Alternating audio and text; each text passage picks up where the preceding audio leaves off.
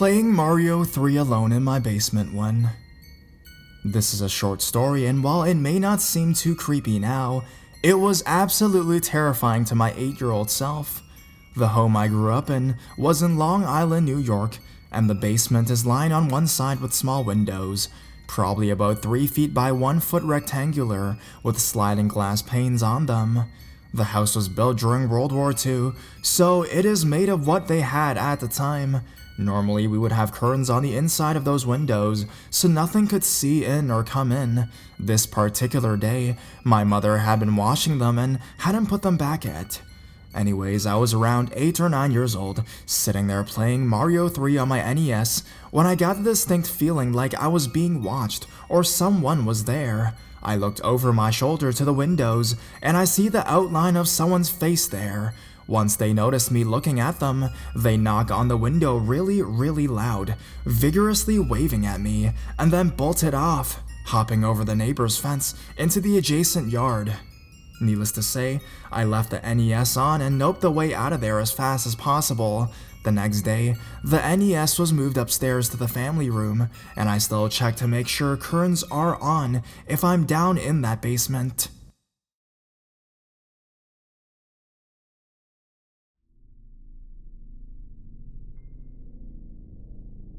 He was living in our basement.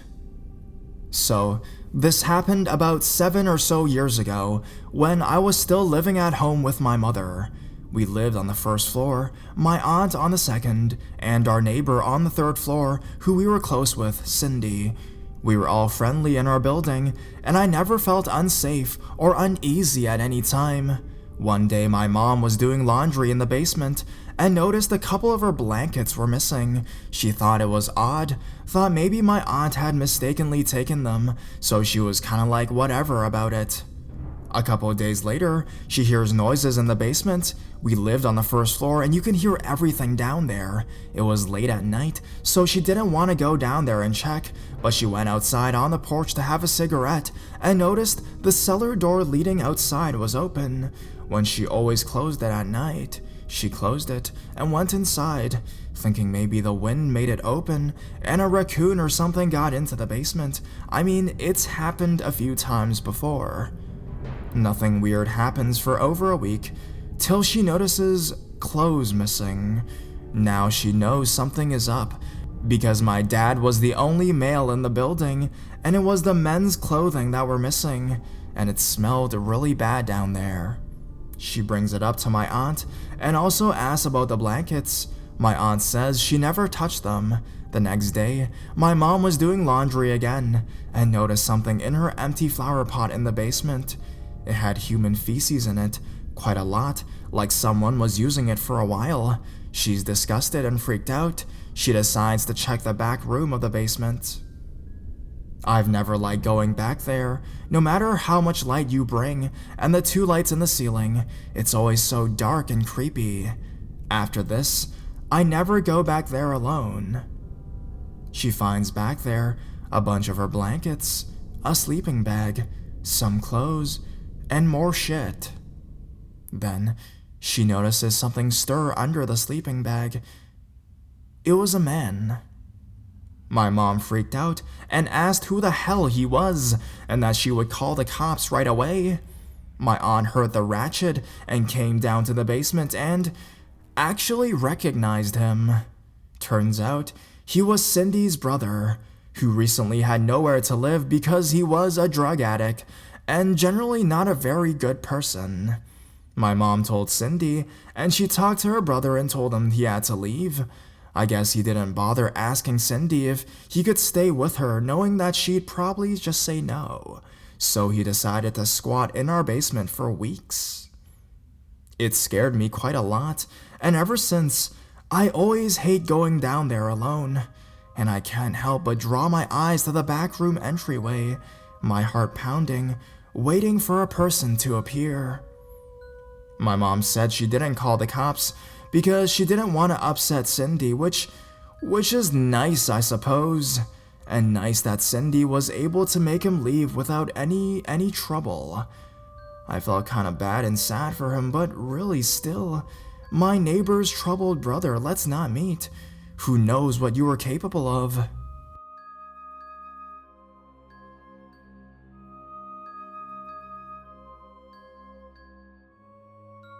Chased in my own basement. First, I would like to apologize for any inconsistencies or mistypes you may find in my post, as English is not my first language, nor my second. Background information: I live in an apartment complex having 4 separate doors with a badge access, but sharing the same basement, which is also shared with the market so that their customers have a place to park their cars. To go down to the basement, you can take one of the 4 elevators of each of the buildings by passing your badge, which you cannot use to go to the back as the door only open from the inside, through the car entrance by passing your bank card or using the elevator that leads to the market.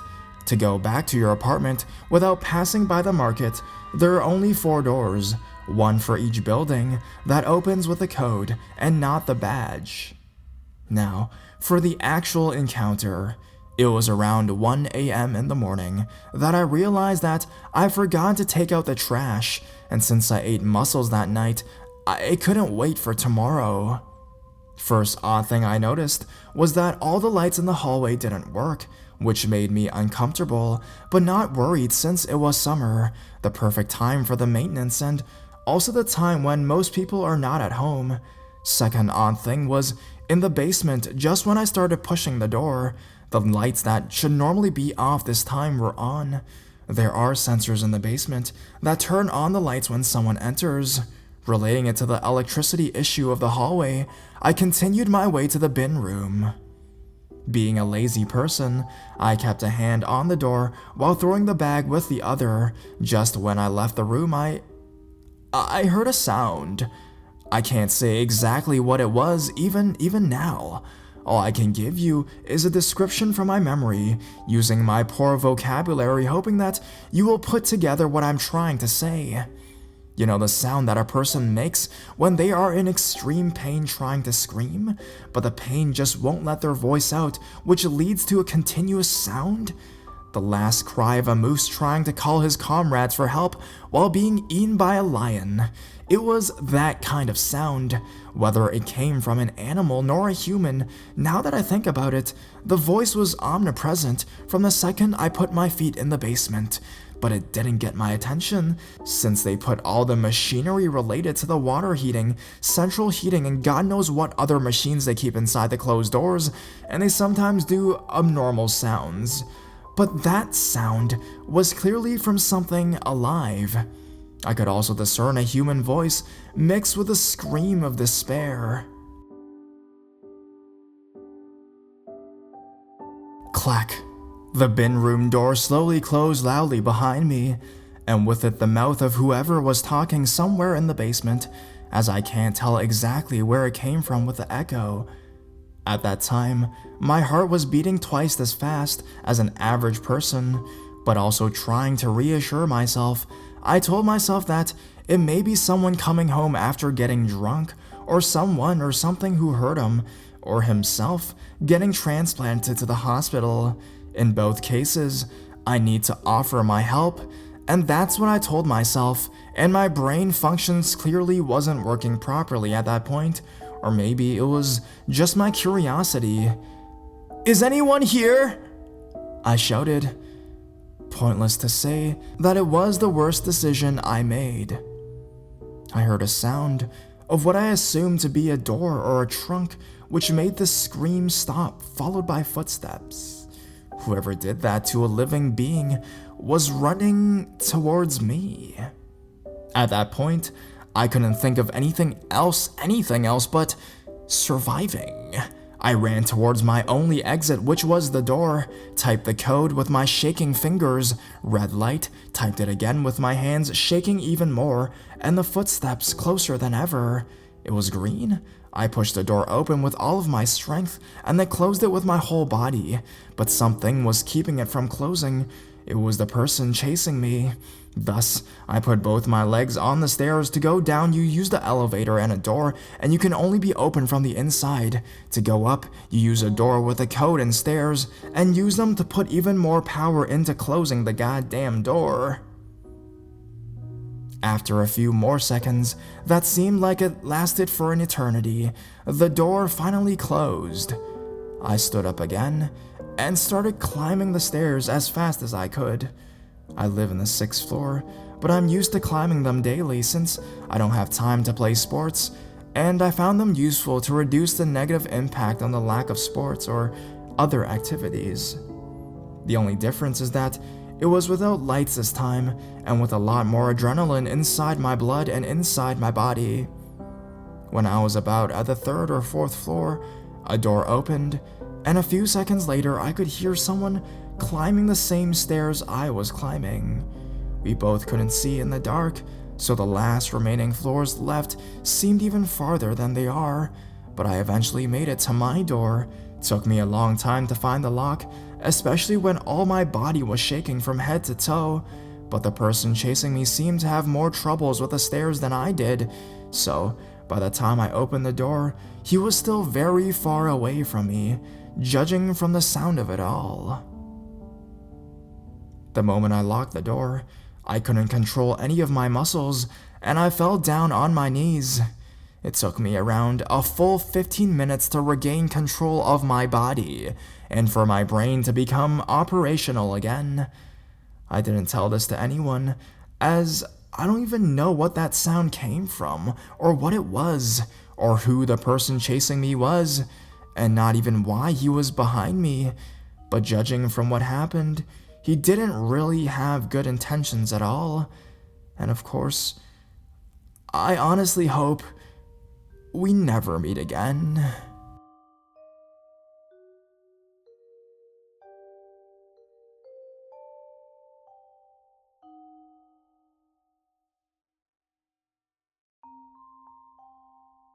We shouldn't be in the basement. I'm attending a small private college in the Midwestern United States. As a fine arts major, I spend many late nights in the art building. This particular evening, several students were there along with one of my professors. I was gonna take some creepy photographs for an assignment in the building's basement. I've been there before, and it was basically a long concrete coffin for storage. I mean, personally, I wasn't scared, but I did persuade my friend Beth to join me. The staircase came out in the middle of a slim rectangular structure, divided into several rooms. We turned on all the lights to see stacks of artwork, and old documents were piled in every corner and crevice, and someone had sneezed cobwebs over everything. We had to leave at one point to help another student moving pottery, and upon our return the stairwell light was on, but the entire basement was pitch black. I was certain we left all the lights on. I asked Beth, but she just mumbled a quiet, "I don't know." I figured I'd just forgotten. We were in a room about 40 feet long, and were positioned on the side furthest from the stairwell. Our only light source was coming from the far right room. The white light spilled across the graffitied wall I'd be photographing. The back of the room was occupied with a huge heating and cooling duct system.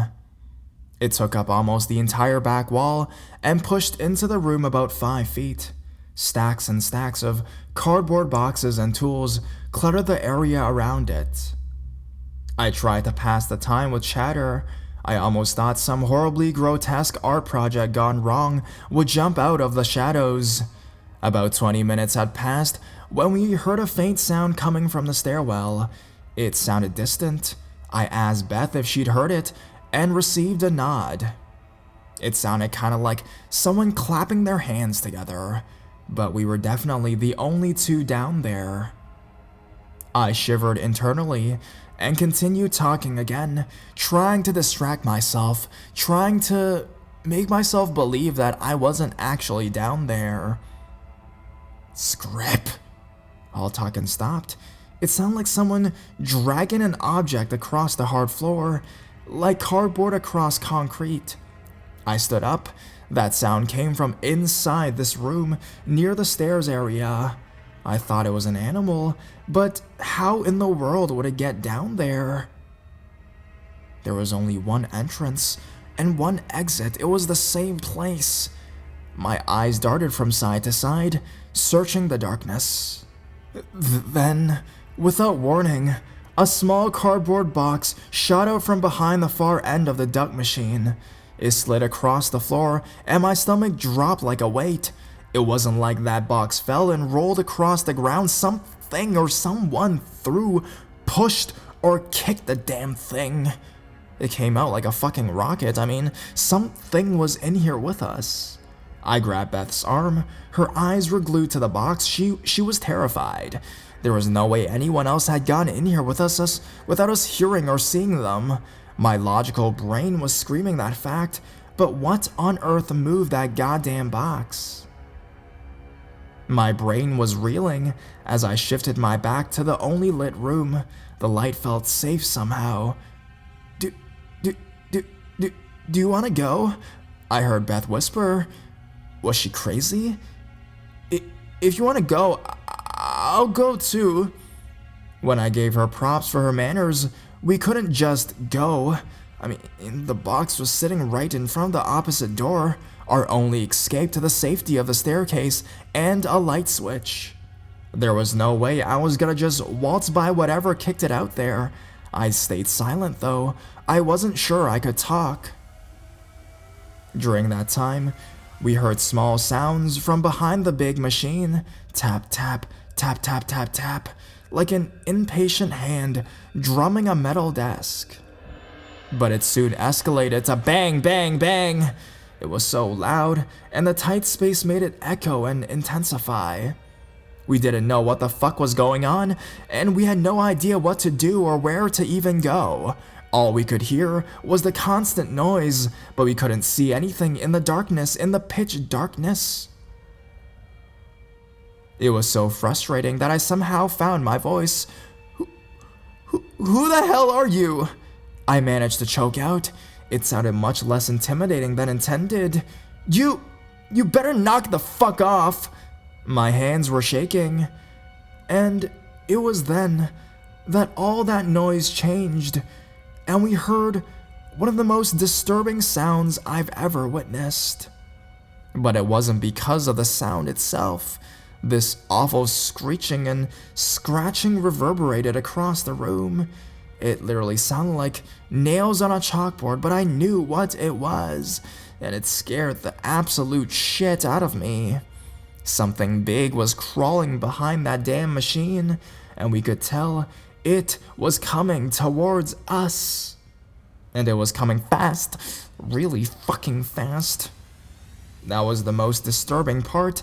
It moved so desperately towards us, straining against the machine and scraping the whole goddamn wall. It was running a concrete block against the cheese grater and amplified 1,000 times. It must have gone a tight fit for whatever it was, and we couldn't see a goddamn thing. In my head, all I could imagine was some sort of disgusting and disfigured person scrambling towards us. Probably had gross teeth and 5 legs and a knife. Maybe they had been down here for a while, and we'd disturbed them in their hidey hole. People didn't venture to the basement often, and there certainly weren't routine checks. Someone could, in theory, hide out down there. Either way, I knew they were trying to attack. Nothing moves that fast to say hello. My adrenaline was pumping, and Beth looked about ready to keel over in fear. I scanned the room for some sort of a weapon, and the closest object was a nasty-looking plunger. It may not have been the most graceful choice, but it was better than nothing. Another noise echoed from the other end of the room. It was definitely a cell phone hitting the concrete on the far end, but it wasn't either of ours. Instantly, all my fear turned to anger, like a switch flipped. I knew who it was, my best friend. Carrie, you bitch! You dropped your fucking phone, get out here so I can kick your ass! I was seething. Adrenaline doesn't mix well with anger, at least not in this situation. I started moving, when whoever had been moving towards us behind the machine jumped out right behind Beth and I. It was a short, hefty person, but their face looked remarkably like a bleached pig, complete with beady red eyes. I quickly realized it was a disturbing mask. The person instantly sprinted towards us, and I stumbled back with a gasp. My hand was in a fist, and I swore I was gonna punch someone out when I heard stifled laughter.